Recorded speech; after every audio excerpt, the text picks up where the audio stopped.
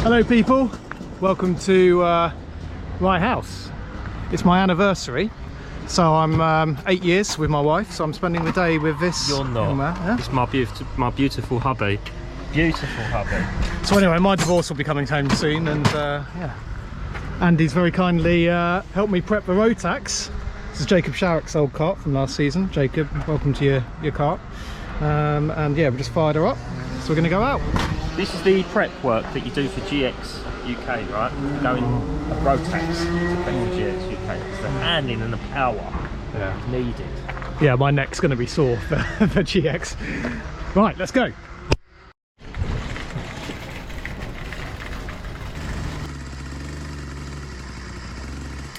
So yeah, thank you very much for joining me. I mean, I wouldn't normally do a voiceover for a test session like this, but as it's a bit of a special one in the new Rotax, it's not new, it's old, second-hand.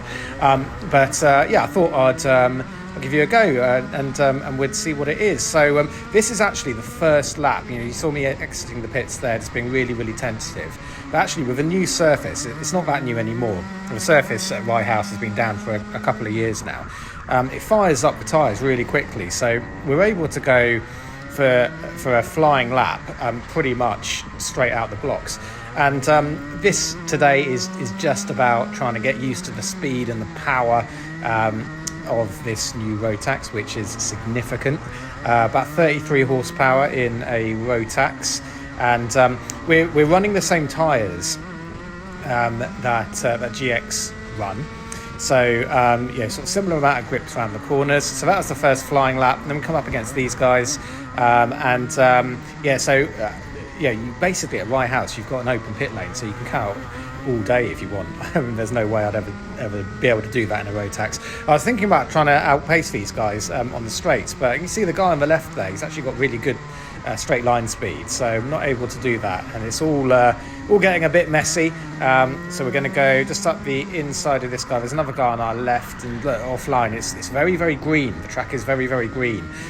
So there's been quite a lot of rain. It's a lovely day today, but quite a lot of rain over the last few weeks, and the guy ahead is just about to demonstrate that. He doesn't crash, but puts the power on, and look the way his rear just steps out and sends him very, very wide. But anyway, we're through on these guys, and we can get back to putting some consistent lap times down. That's all I'm after at the moment, just trying to get some consistent lap times, trying to work out where I'm going to go. I would like to do a few sort of club meetings in the Rotax. The reason I chose the Rotax is because obviously I've got the GX kart as well, and as I mentioned earlier, this chassis that I'm on is a 2018 OTK that I bought from young Jacob Sharrock, and so obviously I can swap the parts between my GX kart and this. So in terms of sort of bang for buck, I only need one set of parts for each kart, obviously, aside from the specific ancillaries and Rotaxes and things like that. Here's some footage from Andy. That's a great shot, I think. It demonstrates how fast you're actually going. They look like kind of like little RC cars, don't they? I don't know if you've ever seen them. But anyway, yeah, that was heat one, yeah, I just sort of edited it there. We came in and we made some sort of pretty significant changes to the rear. Now I'm actually running a 1,000 width rear axle, and I had the hubs banged in all of the way, so it's basically as narrow as you can possibly get in the world of karting. Now that was giving me some great turning, but you might have seen just from the driving that the rear was sort of like penduluming. Oh, I can't say that word. You know what I mean. Particularly in areas like this and this complex here as well. The rear was kind of swinging from right to left. So yeah, a little bit of oversteer there. Yeah, a little oversteer there as well. And that obviously ruins your run onto the main straight. It's obviously pretty important. So we're going for a little bit more rear grip, or certainly a little bit more balance. Now, I mentioned earlier the track's green. There's not a huge amount of grip. These tyres have also done an entire season of kart racing as well. and these are the maxis. So I couldn't help but have a look at what some of the fastest club drivers were doing. This is a good shot as well. Oh, thanks Andy for doing all of the outboard shots there. There's some really good ones.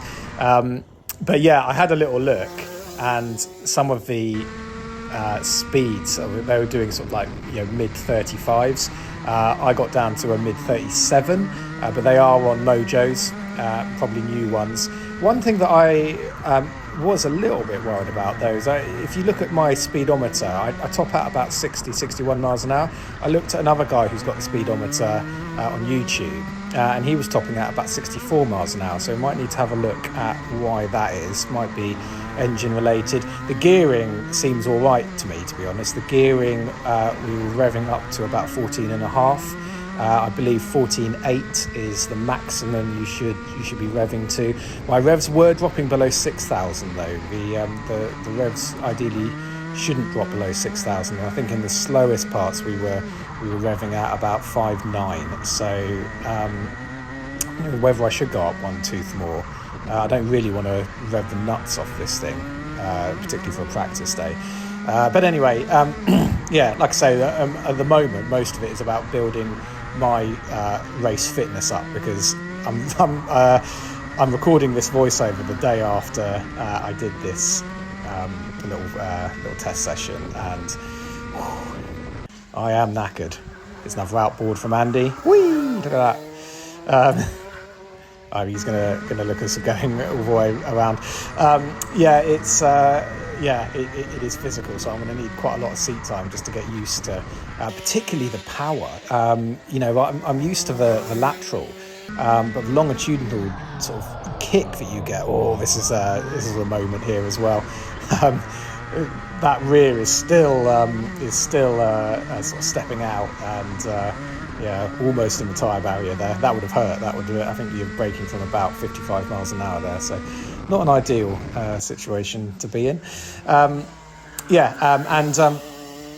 Andy's an amazing guy for mechanicking and things like that. He's really, really knowledgeable about kart setup and things like that. So we actually ended up going about 1.2 seconds a lap faster by the end of the day, just by sort of sorting the setup out. We changed the rear to the standard OTK width, which was 1390, and narrowed the front just to try and stop the hang on. I wasn't sure which way he was going to go there. Around the outside we'll go. Just narrowing the front. The front's neutral at the moment, so in this session I'm running a completely neutral setup. But as you can see, you probably see a little bit, it's much better than it was earlier in the day, but it is still a little bit tail happy. And I think probably the shorter rear axle is part of that. I did change the jet as well, excuse me, before I came here for a new 125 jet. I believe 126 is better for Rye House, so I might have a look at changing that. I was messing around with the air screw as well, trying to get some better bottom end. But yeah, the kick in the back you get, the mid-range is just insane. And I'm not used to my head being sort of forced back so much. So yeah, but my neck my side muscles in my neck are absolutely fine, but the back of my neck and the front of my neck is definitely a little bit sore today. But it's good. I really like the sort of fitness aspect. One thing I was noticing as well, sort of particularly towards the last session I did, in long radius corners like this, I just wasn't able to breathe. I was having to sort of hold my breath through these long radius corners. And actually I saw a little sort of short clip today about Formula One drivers having to do that as well. Not saying I'm a Formula One driver, but it just goes to show the sort of performance of these karts. They'll give you so much grip. It's really pretty difficult to breathe. You're sort of you're having to tense yourself up, force yourself to hold your breath so that you're not falling out of the car almost. And it's definitely providing a physical challenge as well as a sort of skill challenge.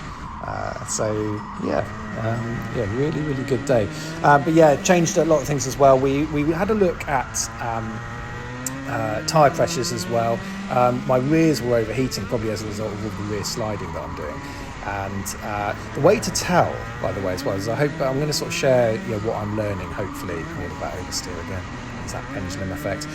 The way to tell is, you can probably feel it. If tyres are overheating, you can probably feel yourself getting less and less grip. But when you come in from the pits, if your tyre pressures have gone up from their cold readings by more than about 2 or 3 psi, then you're probably running too high to start with. So the fronts were up 1 psi and the rears were up by about 4. So we took some air out of the rears and that felt better as well. So made quite a lot of improvements today. I'm not sure where I would sort of fit in if I was to do a club event here be on the tyres and everything. But here's Andy. Anja, how are we getting on, mate? Yeah, good. What we done? With the help of Andy Hicks, we've gone a second faster. That's what we do. Shame I can't fucking do that myself, boy. I couldn't have done that without you. What have you changed, mate? What have we learned? We've learned that I was running dangerously narrow on the rear. To give you some idea. So what were they? They were the markings as to where his hubs were. We come out 30 mil, didn't we? 60 mil more, wasn't it, in total? Yeah. So you were running a narrow boy. Yeah, a bit of oversteer. Getting a bit of oversteer. Yeah, just a tad. What else have we done? Just narrowed the fronts, changed the air screw, so the fueling feels a lot better. And probably the biggest thing is that the driver's woken up a bit as well. That's good. Yeah. How's the neck? Yeah. Feeling it on the back of my neck a little bit. Sore. Yeah. And the ribs. Now, the ribs are beginning to. For standard testing, he's going to test having fuck all front end. Just a bit. We're almost there, Angia. Yeah. Hoping that the not so horrific turning is gonna help an old man like me in the corners. Probably not with that gut, mate. Yeah.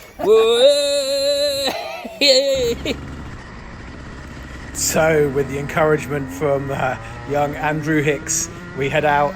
It says session 3. I did actually do more sessions than this. I didn't film the first one because it was just a shakedown, just to make sure that the kart was all right.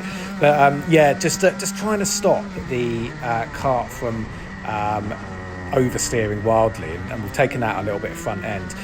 This is going to be a short session, by the way, because by this stage in the day I'm just destroyed and I can't do any more.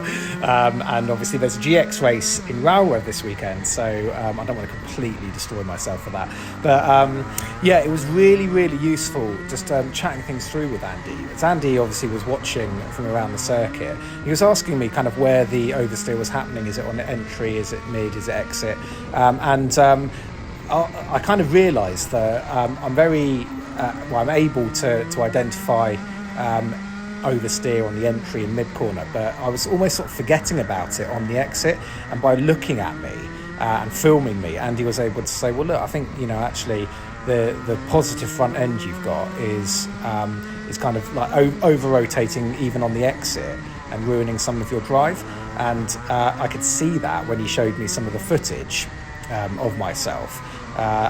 Almost like corners like this, I'm looking down the straight now, and I suppose I'm just kind of automatically collecting up any sort of small oversteer moments that I'm experiencing, and it's not really registering in my mind. I could definitely say, we've got some oversteer mid corner, like we're probably going to get here. Actually, it wasn't super. It was a little bit actually because the engine was bogging. Just a little bit too much speed in there. But on the exit, I'm also sort of like thinking about the exit and getting down the next straight, and my brain isn't really registering any exit oversteer. So or oversteer on exit. So by showing me some outboard footage of myself, Andy was able to point out and say, and I could see it. So actually, you know what?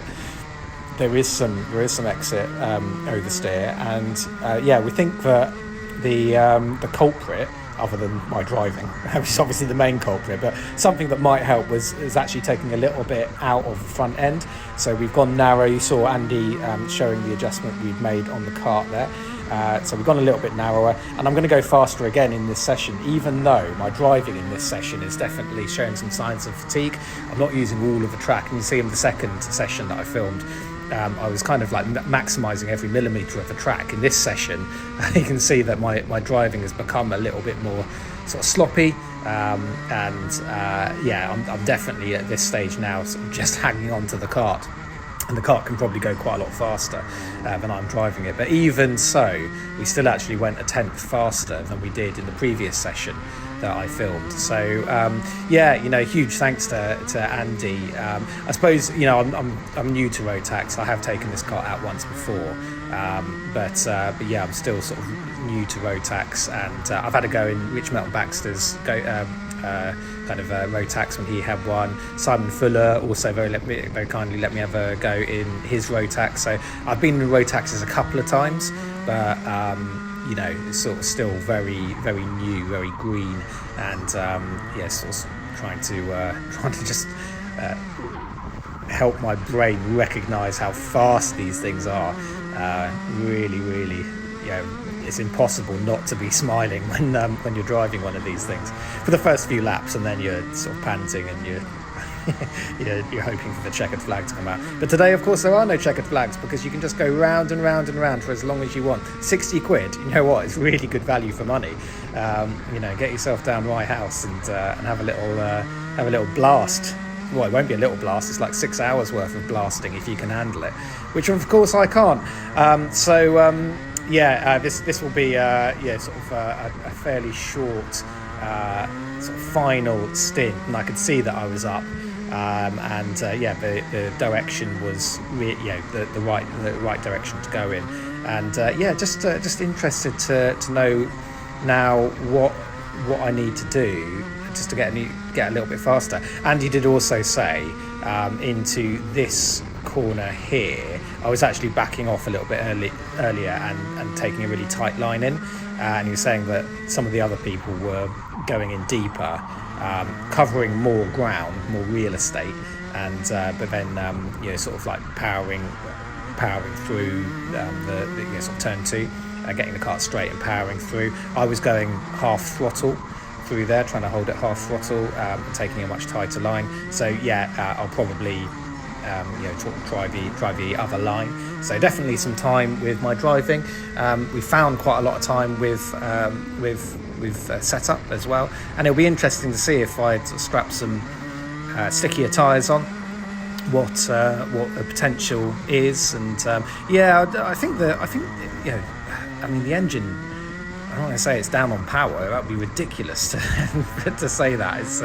It's destroyed my neck. But would be good to sort of check it over. It's second hand, so I appreciate it's probably not going to be right at the top end of the power band or anything. But that was enough for me. I couldn't handle anymore. But thanks ever so much for watching. Hopefully I'll bring you a little bit more Rotax stuff as well as GX stuff. Really great. Really enjoyed filming it. Thanks for watching. Thanks for watching Mango Motorsport, a community for racing fanatics.